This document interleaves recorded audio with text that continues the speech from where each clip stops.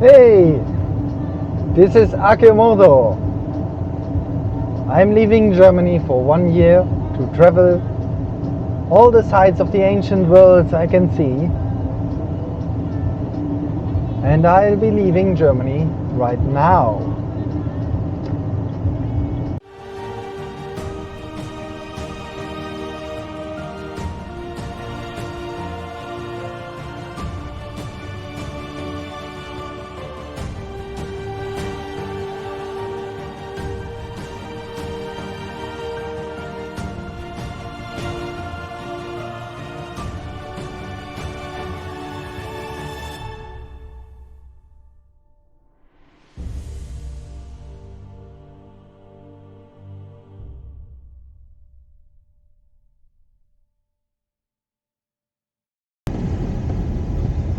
I'm leaving my nice mountain chalet right now in the Austrian Alps, right at the mountain pass of the Brenner.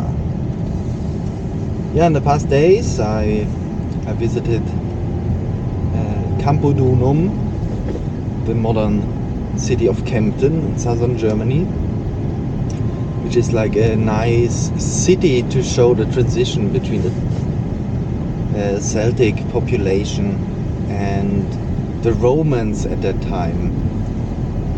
The city was founded by Emperor Augustus right about the time of Christ, and it was for 1 or 2 generations the seat of the Roman representative,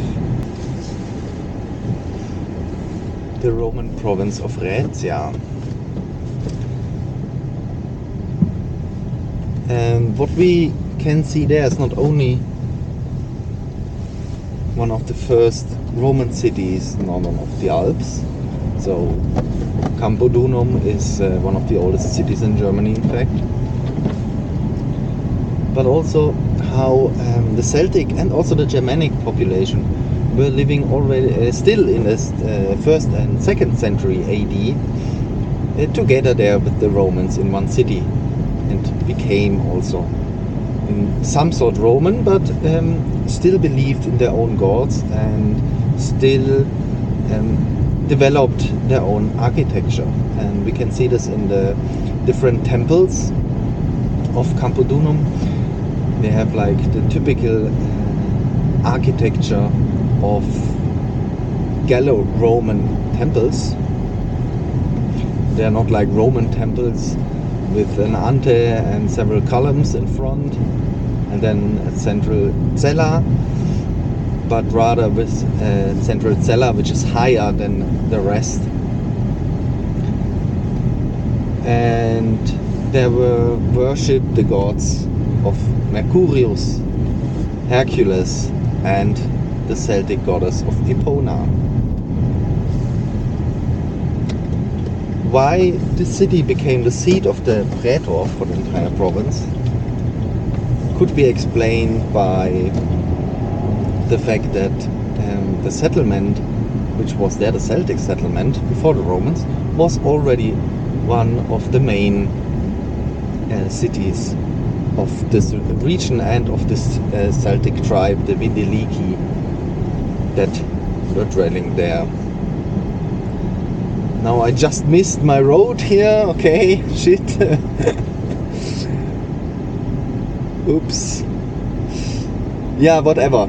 And then I left Germany, but I didn't leave the ancient province of Raetia, even though I didn't visit the Roman sites. But I went to a really important site, and this is Hallstatt. And Hallstatt, I made some footage, and I will show you now.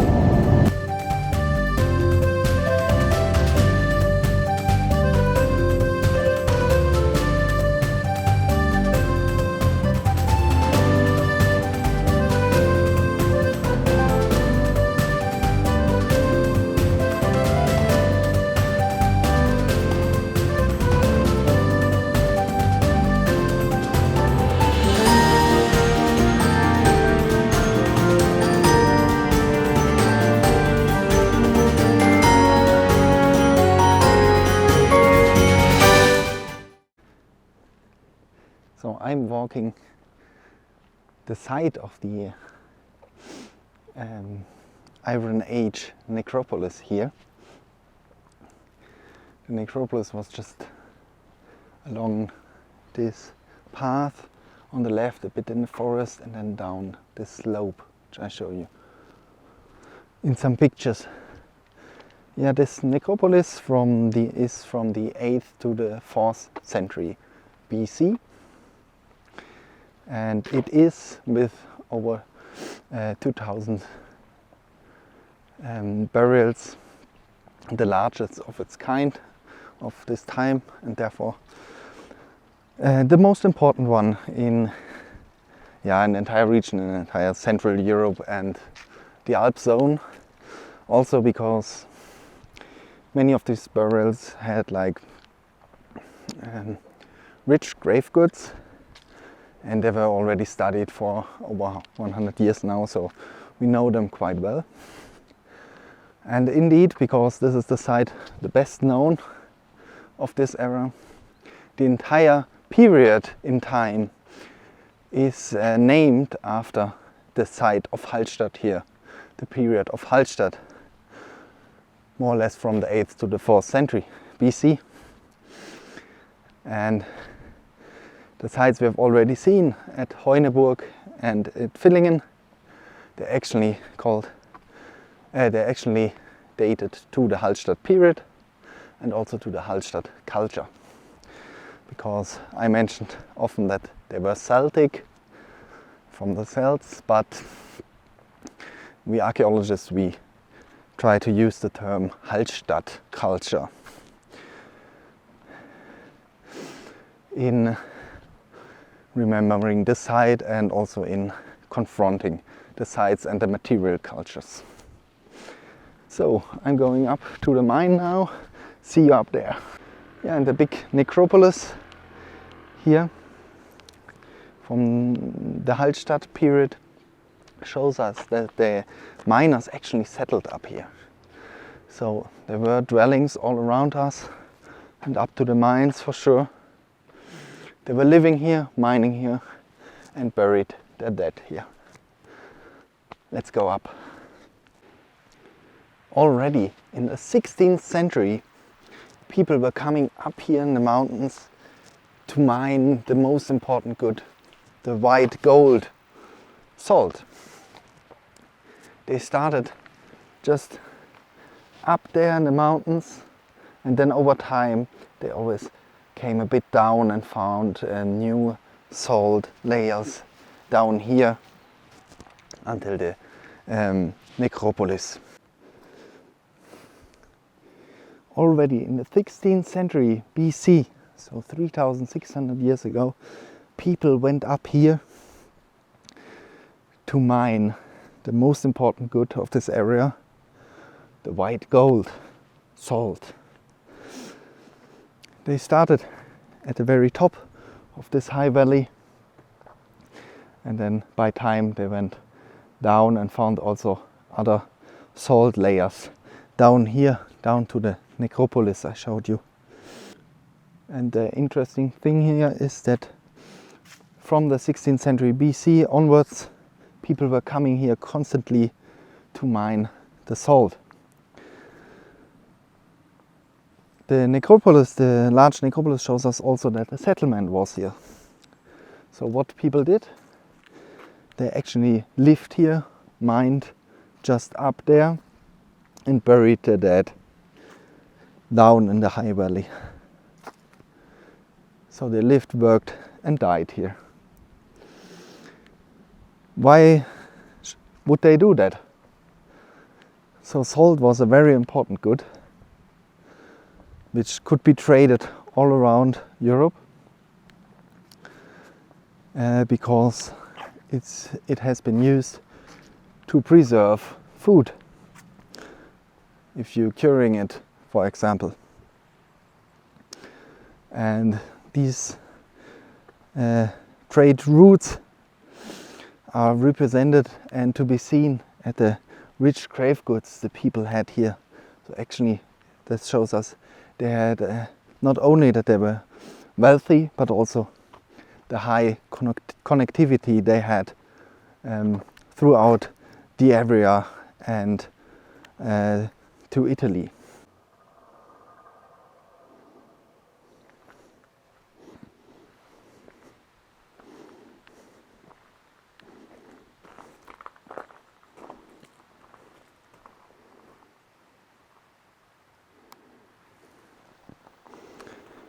What they also found here from the Bronze Age era, from the 13th and 12th century BC, are those kind of pit houses.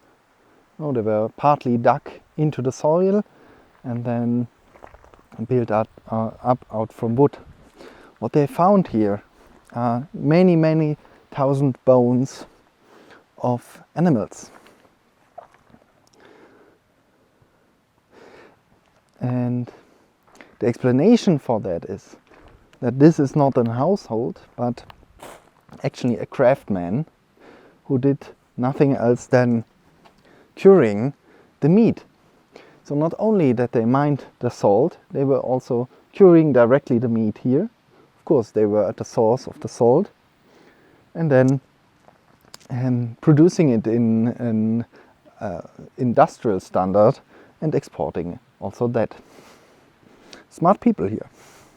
And now we are entering the oldest salt mine in the world. It's a guided tour, so I'll stop speaking here, and I don't know if I can film for you, but I'll bring you for sure some pictures to you.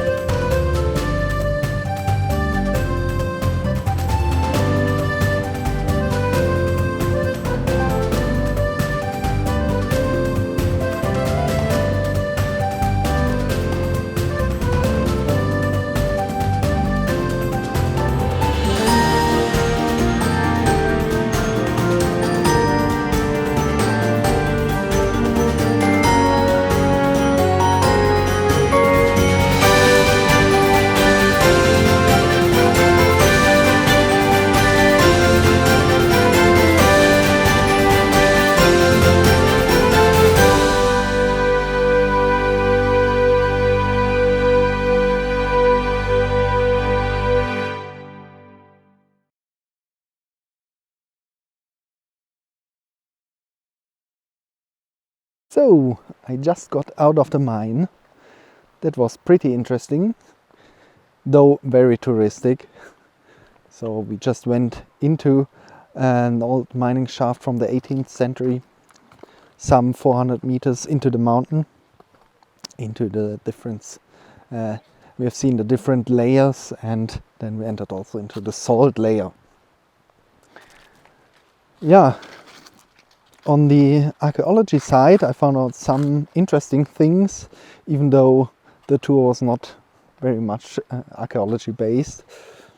So actually they were mining here already in Neolithic times, 7,000 years ago. And there is a continuity in mining salt until now. They're still mining there. This is something I didn't know. So this is really nice. So humankind already mined salt here for 7,000 years, and therefore it is the oldest salt mine in the world. Yeah, it was very touristy, the tour, very multimedia shows and movies and stuff like that. So I hoped for more archaeology, but then finally at the end, after we slided down an old miner slide, that was cool. We went to a room where they showed the staircase I wanted to see. That's a staircase from the Bronze Age, wooden staircase. And a quite particular architecture or building technique of the staircase. And the interesting thing here in the salt mines is salt preserves not only the food, as I mentioned before, but also all the archaeological remainings. And this is why we can still find lot of organic things like wood, but also textiles. And this is quite interesting. Many archaeologists over in Vienna researching different topics about that. But yeah, from some textiles you can even see like how is it made, out of what material it was made, and the color they used, which is quite interesting, I have to say. And also the wooden staircase is here mentioned as the oldest staircase of the world. I don't know if this is more marketing than knowledge, but I'll just let it with that. Yeah, pretty cool. I found one interesting thing here, and it's the old blacksmith of the mines of the 18th century or something, which is now used as laboratory and as the dig house of the modern archaeologist. Pretty cool, and they have a really nice view. I'm jealous, and if you can see that, respect for that dig house. Really, really nice. It's just an amazing place. Just take a look around and see you next time.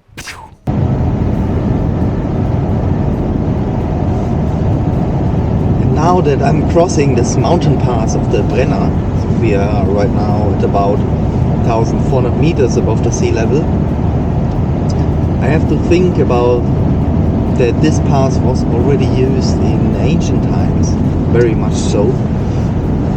Of course, at that time they could only use the natural mountain passes, not like nowadays tunnels like this. And through this pass many things happened, of course, but in ancient times, for instance, Drusus led his troops through here to conquer the regions northern of the Alps, and then also in the 3rd century Alemannic troops came through this pass into Italian territory and threatened Rome. And now I'm leaving Austria and I'm in Italy now. Yeah, that's already the 3rd country I've visited. Cool. And I'm heading now first to the city of Bozen, just to get some things, to do some shopping, and then I'm heading to the Lago di Seo, where I'm invited to go on a wedding, which is really cool. And then I'll continue my journey throughout the ancient world. Stay tuned.